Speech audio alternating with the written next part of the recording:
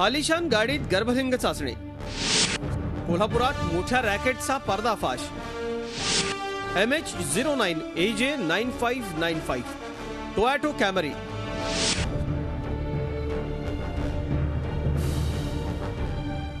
याच आलिशान कारमध्ये सुरू असलेल्या गर्भलिंग चाचणी करणाऱ्या रॅकेटचा पोलिसांनी पर्दाफाश केला।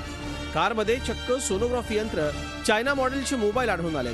टोयोटा कॅमरी या आलिशान कारमध्ये डॉक्टर हिंदूराव पवार, डॉक्टर हर्षल नाईक आणि ड्रायव्हर सुशांत दळवी गर्भलिंग निदान करत असल्याची माहिती जुना राजवाडा पोलिसांना मिळाली।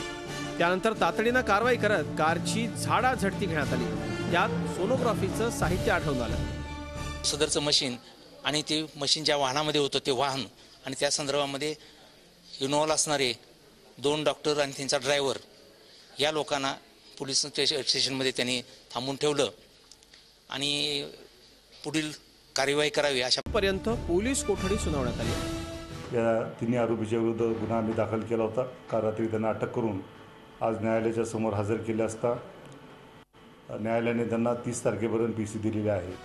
गर्भलिंग चाचणी प्रकरण अत्यंत गंभीर असून या प्रकरणी सरकारने अधिक गंभीर व्हायला हवं असं मत सामाजिक कार्यकर्त्यांनी व्यक्त केलंय। कोल्हापूर मॉडेल म्हणून जे मिरवून झालं ते ई गव्हर्नन्स टोटल फेल्युअर आहे। जिथे जिथे ते सायलेंट ऑब्झर्वर का ऍक्टिव्ह ट्रॅकर का काय ते लावलं आणि ई गव्हर्नन्सचा बक्षीस मिळवलं, त्यामुळे कुठलाच सरकारी अधिकारी फील्ड वरती जाऊन तपासणी करत नाहीये। त्यामुळे जे अप्रोप्रिएट अथॉरिटी, समुचित प्राधिकारी या सगळ्या प्रकाराला जबाबदार आहेत, त्यांना वैयक्तिकरित्या जबाबदार धरून आधी त्यांच्यावरती कारवाई झाली पाहिजे। सीमा भागात अशा प्रकारच्या गर्भलिंग चाचणी करणाऱ्या कार आढळून आल्या, पण त्यांच्यावर आतापर्यंत कारवाई झाली नव्हती। कोल्हापुरात या आलिशान कारमधल्या पर्दाफाशानंतर पहिल्यांदाच कारवाईचा बडगा उगारण्यात आलाय। खरं तर राज्यभरात सोनोग्राफी मशीन्सवर सायलेंट ऑब्झर्वर बसवण्यात आलेत। या संदर्भात उत्तम उपाययोजना केल्यामुळे कोल्हापूरच्या जिल्हाधिकाऱ्यांना पुरस्कार मिळाला।